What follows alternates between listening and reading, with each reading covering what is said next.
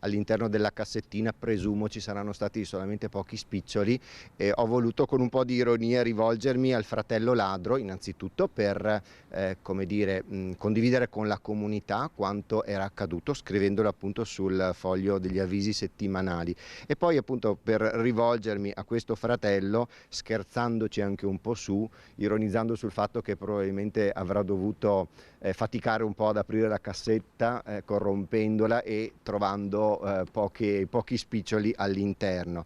Caro fratello ladro, iniziava così la lettera aperta con cui Don Andrea Dani, parroco della comunità di Sant'Antonio nel quartiere Ferrovieri, si è rivolto direttamente alla persona che aveva sottratto le elemosine depositate in una cassettina alle porte della chiesa mentre si celebrava un funerale. Una mancanza di rispetto, un gesto odioso sottolineato però con ironia per cercare di non drammatizzare eccessivamente e invitare il ladro a seguire altre strade. Al di là, ecco, dell'ironia, desideravo lanciare anche e condividere questo messaggio. Forse talvolta basta chiedere aiuto. Ecco, proprio ieri mi sono incontrato con il gruppo delle volontarie Caritas, del centro ascolto Caritas della nostra unità pastorale, che settimanalmente aiuta con la borsa della spesa, pagando qualche bolletta, 80 famiglie della nostra unità pastorale.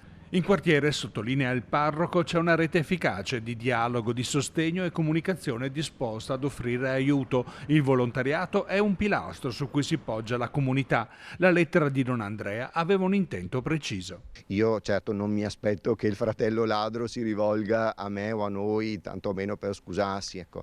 Però l'invito, il desiderio lo esprimevo. Se la prossima volta, ecco, ti capitasse di aver bisogno di aiuto, basta chiederlo, insomma, e condividere la situazione che vivi e magari la affrontiamo anche insieme.